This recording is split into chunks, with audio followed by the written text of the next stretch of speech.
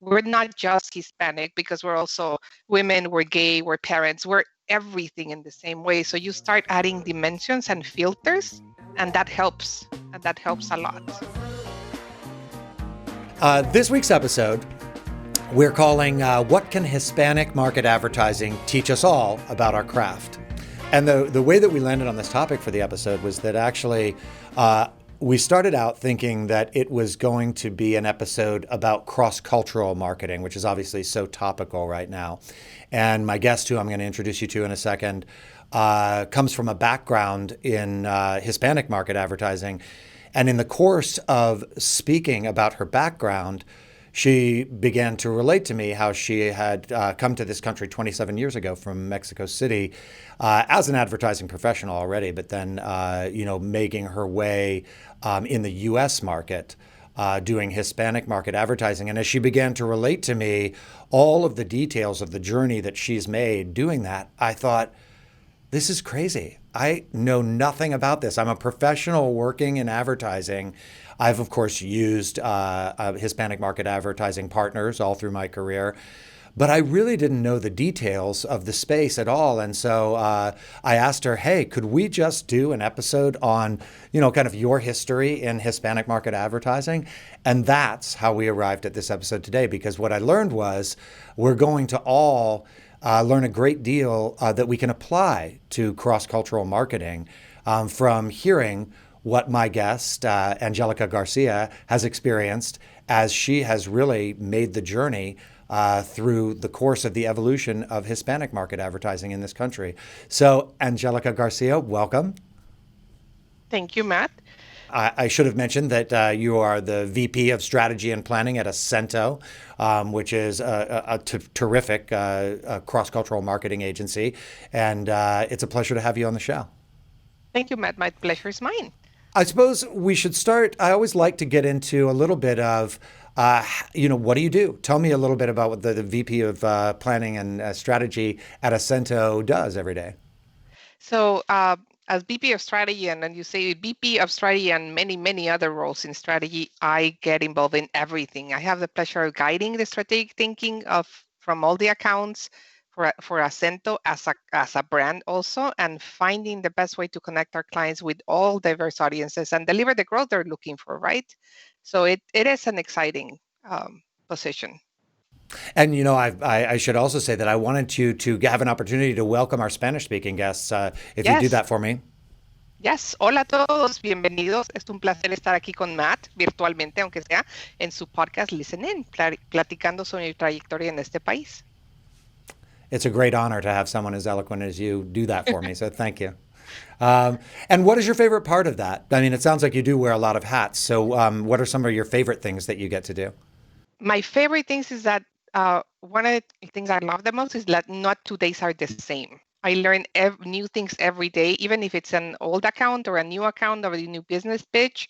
I'm learning things about people, about our craft, about clients, about society, everything. And then I get involved with everyone in the agency. And that's one of the things I like the most. So I talk to accounts, I talk to media, I'm with creators. There's no boring day in this role. And I get to influence how the agency thinks, and that is exciting. I think we're going to be talking for really the bulk of the episode about your background and your history in the industry. But can you, just as a table setter at the top, give me kind of the top line on the path that you took to get into the position you're in now? Yes, it's a long path. You say it's 27 years here, plus some more in Mexico. But it is, I guess you can say I'm the ultimate generalist. In Mexico, when I was going to college, my dad used to say to me that advertising always worked for me because I bought everything I saw on TV, or I wanted to try it. So I went to marketing and advertising to school, and then I started my career working in advertising in Mexico in accounts.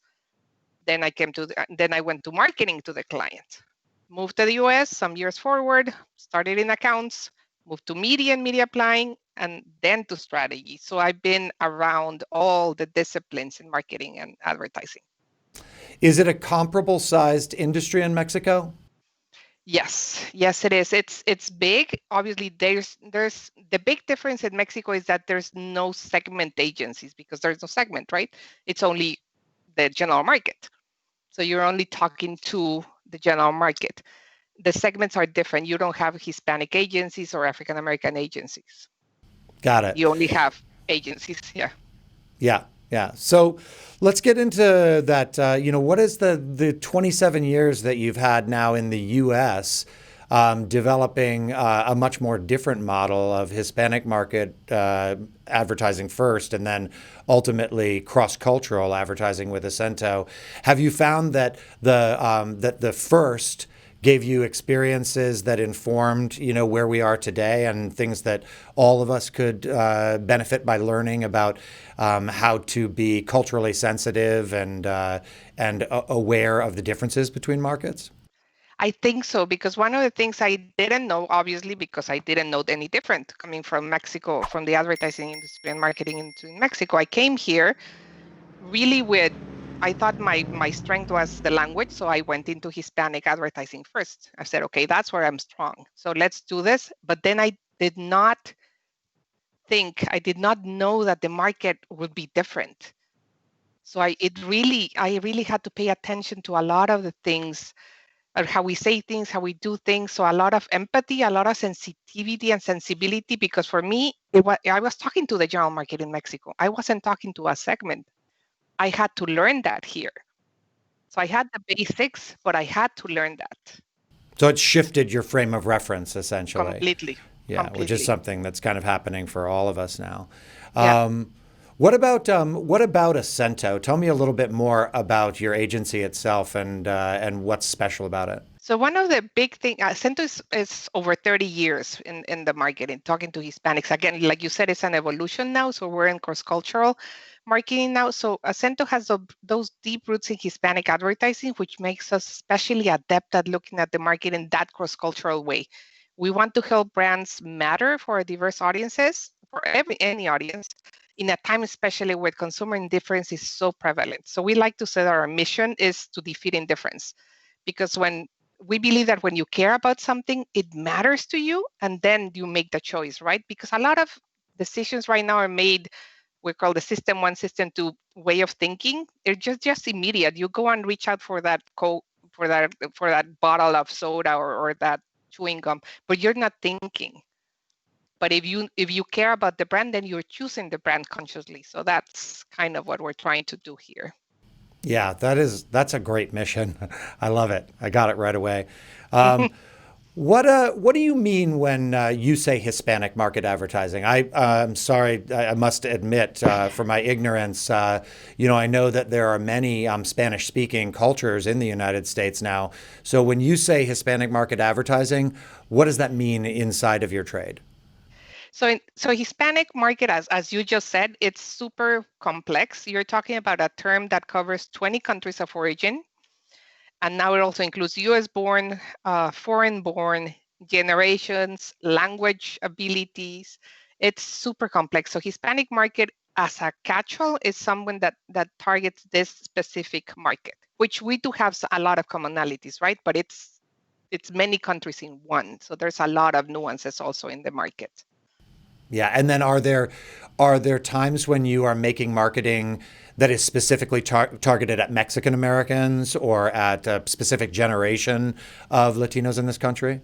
Yes. So when we talk about segments and sub-segments within the Hispanic market, you're talking about Hispanic market as a whole is what is the highest common denominator, right? Most of all, we speak Spanish. We have all these traditions that are similar. But then when I go regional, let's say I'm going to Dallas, big Mexican population, right? I'm going to talk about the rodeo. Okay, then I lean more into nuances on the Mexican market. Let's see, I know this might be an overused example, but Miami, I'm talking to Cubans. It's a little bit different, right? Different experiences, different way of speaking. We use different words. It's funny because when we have at the agency several countries represented, so there's always a discussion. How do you say this word in Spanish? We all say it a different way. So we're trying to find the word that everyone understands when we're talking to the big segment. Yeah, that's what reminded me of how resonant it is for the position of all advertisers today, is that we're becoming much more cognizant as a culture that while we are at some points kind of one culture, we're also made up of lots of distinct, differently identified groups.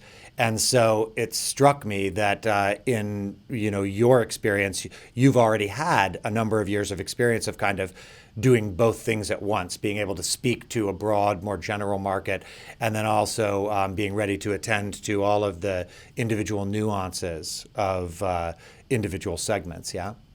Exactly, and I think that's what Hispanic advertising in this country teaches you since the beginning, and looking at all those segments within you, and also comparing us to the segments outside. So we always have to compare ourselves with general market or African American or Asian to see where the differences or the similarities lie. Do you have campaigns in which you're tracking, the impact of the campaign? I'll make the same examples just to keep it apples to apples on Mexican Americans versus Cuban Americans versus first generation Latinos or second generation Latinos. Like, do you actually sometimes track the different segments of a broader campaign? We do, but what we are doing more now, and it's because of the shift in where the Hispanic volume comes from, is more U.S. born. So you're seeing more bilingual. So we're tracking bilinguals versus Spanish preferred, for example, U.S. born versus foreign born. We're tracking those differences where they make sense, right? And what does ACENTO mean when they say cross-cultural marketing? So what we mean is that we're looking at adjacent segments. So obviously, we don't live in silos. You're in Southern California. I'm Southern California. There's no bigger melting of people around here. We live in communities. We interact with each other. So it's about targeting those similarities across segments, but leveraging the nuances of each of the segments when you're talking directly to them. And in this case, by segments, you mean? By segments, I mean African American, I mean Asian, I mean Hispanic, I mean non-Hispanic general market. So we look at all those things.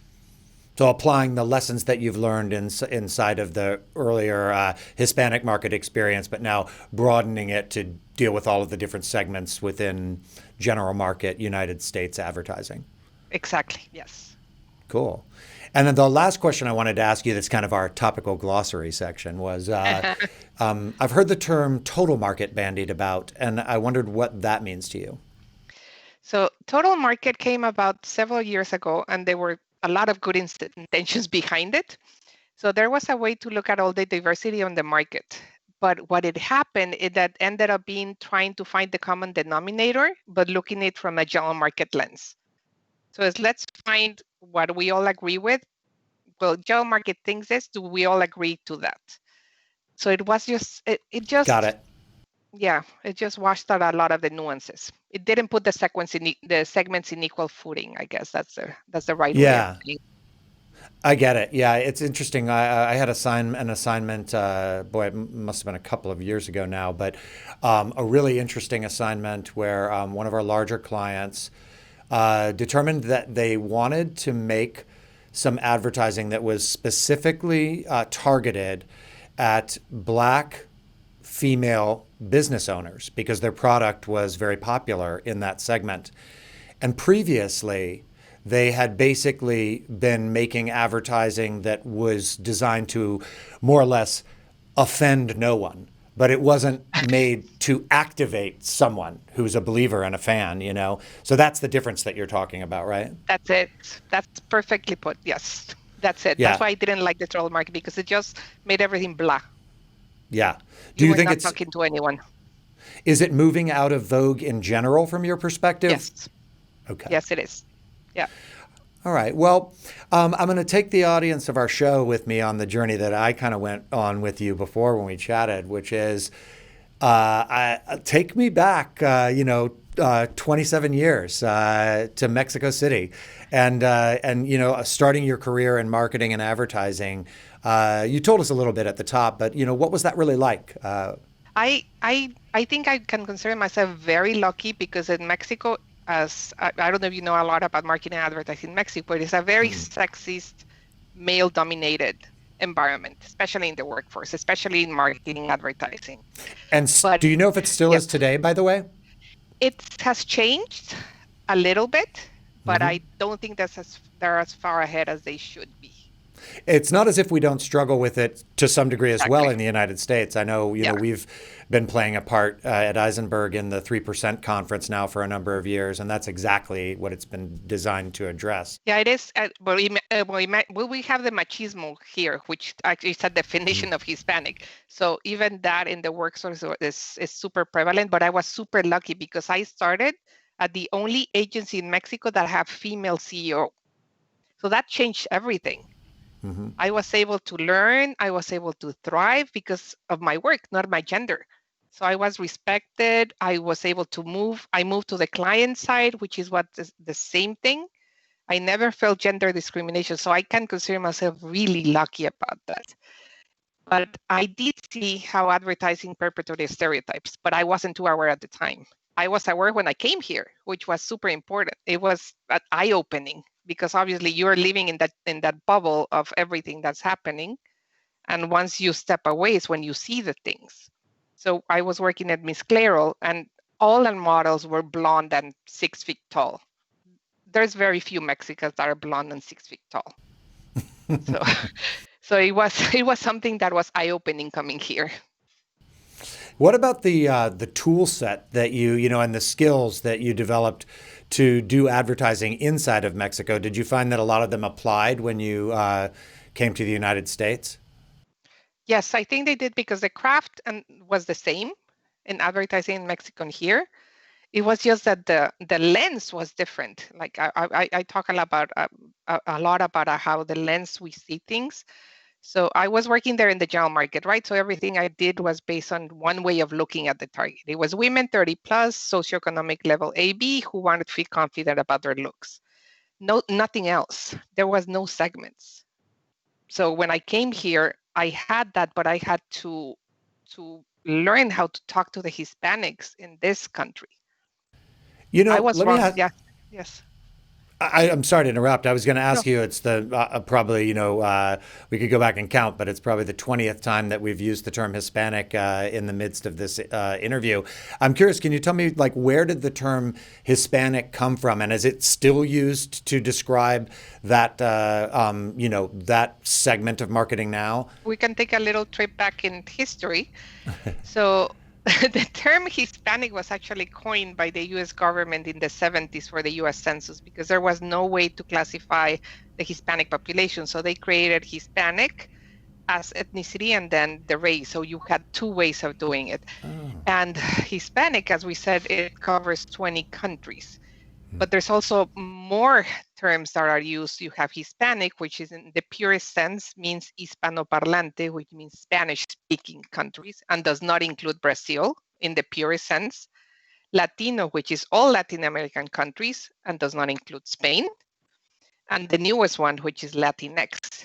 And I think there's a difference between what people call themselves and what we marketers call the segment. So there's been a couple of surveys, and the market as the consumers prefer to call themselves Hispanic first, then Latino, and then Latinx. I think 3% prefer the term Latinx. But one of the things that is important to talk about is that Spanish has something that English does not have, and that it's very gender specific. So in a sense, it's very it's not inclusive. Is very gender specific and very masculine at that. So the plurals most of the times are a male word, and the same words are very macho. So president is masculine, for example, as well as doctor, but secretary is feminine. So you see, there's even the language has those things that are not inclusive and they're very divisive. So that's where Latinx came from. Not that I use it because I don't use it, but and I don't even know if the term will stick. But what happens is that conversation should stick of the inclusiveness or the genderiness of the Spanish language. Is this breadth of the what we're calling Hispanic market Uh-huh. really what put you in the position of having to make that switch that you talked about as you came here from Mexico, from not applying any filters to thinking of your work as filtered for each segment that you had to address? Yes, because where I was coming from in Mexico, all advertising was aspirational. So the ads did not reflect the population at large. So at the beginning, when I got here, I couldn't understand why the ads for Hispanics were so different. And some were really bad. 27 years ago, they were using words that did not exist in Spanish or in English, for that matter. But then I guess I get a little bit of empathy and listening, right, and trying to learn. I was humbled by the target and understood the need for people to be reflected in the advertising, because you're talking about a segment that has always been second, so it's not been talked to. So you were talking to the segment directly, and they wanted to see themselves represented, but they didn't see themselves represented anywhere. So that was very eye-opening for me, and I started to look at the target a different way. You were talking about a very responsive segment. In Mexico, there were very cynical consumers, like in the job market, right? You have all the cynics. But the Hispanic target here was super responsive and super grateful of you talking to them directly in their language or with a nuance. So that I loved. I loved those early years of learning to look at all the segments and compare how they thought and responded versus the other segments and versus what I was bringing from Mexico. That was huge for me. Yeah, that's It, another great parallel, right, to the situation that we've been talking about with regard to kind of cross-cultural marketing. Is that I think, again, we've become more and more conscious over the last few years that people want to see themselves reflected in the work that we create as advertisers. We had a show not too long ago about diversity in the influencer space. And the woman who was my guest speaking about it was talking about, and I think it's a journey that a lot of millennials and Generation X for sure, or Generation Z for sure, have made, is that they began ingesting digital content partly because it was the only place that they could see themselves reflected in the advertising and content. Yeah, representation is big, and they didn't see themselves. So it was humbling to see that, and it became a responsibility, right, to do that, to give them a voice and be respectful of the segment. So that was huge, and it helped me start looking at the segment and all the segments in a multidimensional way, right? We're not just Hispanic because we're also women, we're gay, we're parents, we're everything in the same way. So you start adding dimensions and filters, and that helps. And that helps a lot when you're looking at other segments, even. And like you said, at this time, we have to be looking at the market that way. And does that mean that you found like that the language inside of advertising has evolved in general because the targets are changing and even the modes of production are changing? Yes. So the language has changed a lot because the market has changed a lot. It's not only your Spanish prefer, you're talking to second generation, third generation, you're talking to bilinguals. You're adapting to the language. I was a super purist when we started. The Spanish was correct and the grammar was this. And then you start shifting to what the market wants, still being responsible to the language, but then you start evolving, and then the offerings become bigger, and then the target grows, and then you see them, they see, and we see ourselves reflected in everything. So it's exciting to see the explosion of all the media and outlets for the segment now. It sounds like what's emerging for me is that you have this for this audience that is, for a variety of reasons, so engaged or ready to be engaged. It's also potentially broken down into lots and lots and lots of different segments, and so it sounds like you really learned. In a way that maybe a lot of the industry is just coming around to now, how to be listeners to your audiences, and really, that word humble keeps coming up for you, how to be led by the audience. Yes, yeah, that's totally correct. We had to learn to listen to our segment more and not make any assumptions. Because as you know, assumptions are what kills us sometimes. We think we're the target and we killed it. Yeah, and again, that's that cautionary tale about assumptions is one that we are all confronting now and talking about in the context of cross-cultural marketing and being and driving diversity and inclusion and equity. So let's pivot a little bit and talk about ACENTO now and its growth in that cross-cultural marketing space. Are you guys literally conscious? And there, by the way, is a gendered term that I find slipping into my speech all of the time. Guys.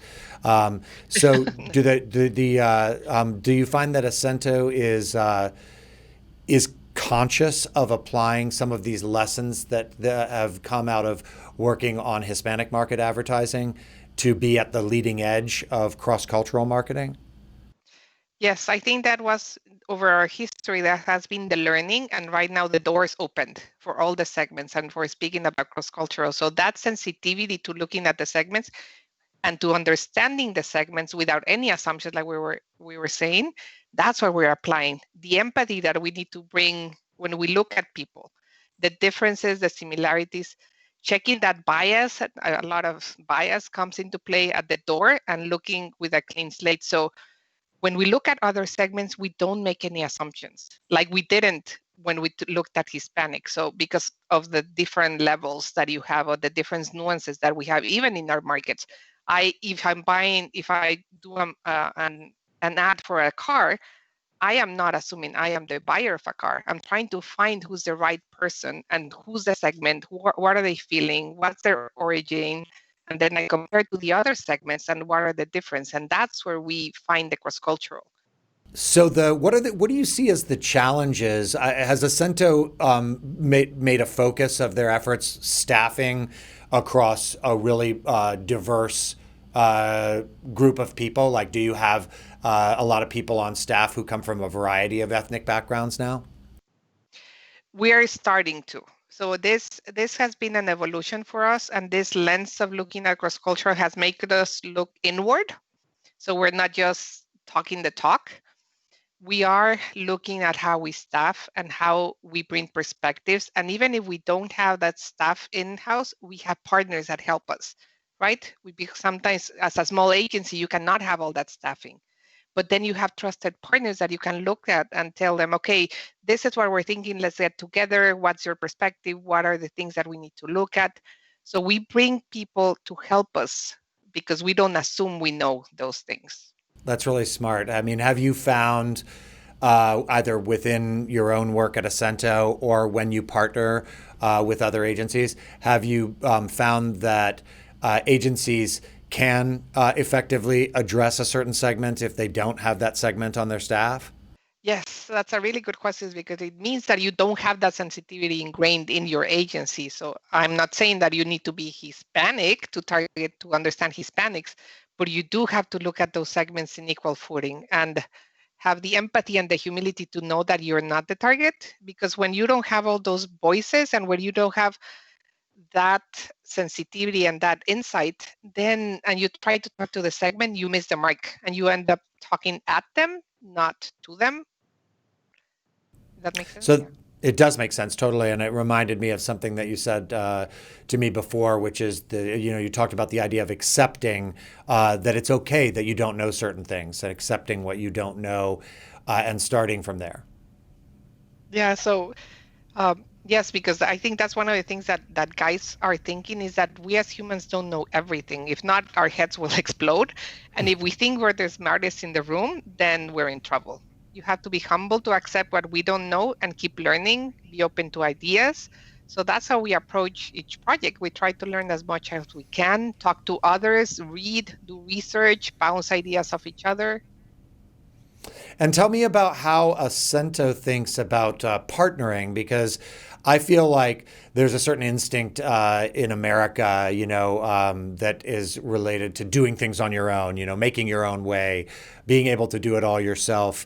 And I feel like the picture that you painted today of Hispanic market advertising and then where we're going with cross-cultural advertising is that we may need to do a lot more collaboration and partnering to really effectively leverage the diversity that really lights up our country and our culture. So how does ACENTO approach partnering and what are the pros and cons of it? Yeah, with all of our clients, we've done a lot of partnering with other agencies, and I think what the biggest thing for me is we start up when it works, it works. So when we start a project, we all have the assignment, we think of the segment, and then we get together and talk about it. So the other segments, so this, and this, I'm like, oh, that's interesting. And they say, oh, that's interesting. That works for me too. So it becomes richer. The discussion enriches everyone, and we end up knowing a lot more about all consumers. And then the messaging and everything becomes just better.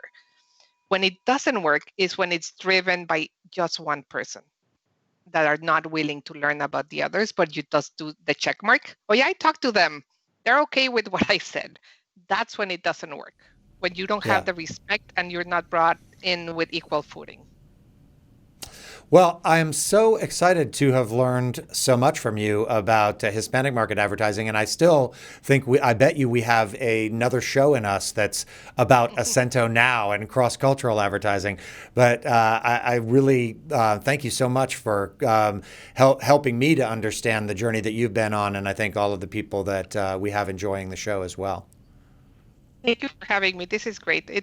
I love talking about our segment, and now this cross-cultural is topical, and it's discussions that we need to be having now. Great. Well, thank you very much. Have a great day. Thank you. Bye. Thanks so much for joining us for this episode of Listen In. You'll always find us streaming on LinkedIn, along with live chat comments from myself and guests. After the stream is over, we archive the show here on our LinkedIn page for Eisenberg, and you'll also find the episodes at AListDaily.com. So have a great week, and as always, keep your ears on.